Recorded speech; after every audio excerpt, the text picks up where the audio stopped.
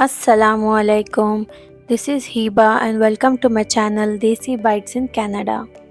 आज मैं बनाने जा रही हूँ हरी चटनी। बहुत ही मज़ेदार बनती है, तो चलिए स्टार्ट करते हैं।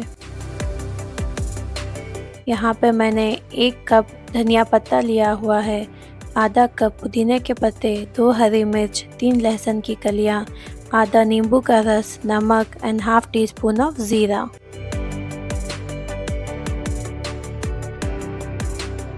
अब हम एक मिक्सर जार में पुदीने के पत्ते डाल लेंगे, धनिया पत्ता डाल लेंगे,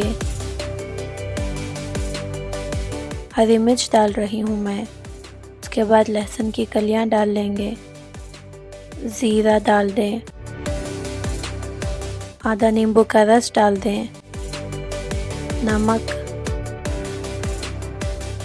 एक आइस क्यूब डाल दें। इससे हमारे चटनी का कलर अच्छे से ग्रीन आएगा। ब्लेंड कर ले तमाम चीज़ों को और हमारी चटनी रेडी हो चुकी है। इसे आप सैंडविच में यूज़ कर सकते हैं, कई तरह के चाट्स में यूज़ कर सकते हैं। इसमें आप मेयोनीज़ ऐड करके चिकन कबाब्स के साथ खा सकते हैं, बहुत ही मज़ेदार लगती है। आप लोग भी ज़रूर इस रेसिपी को ट्राई करें और एंजॉय करें।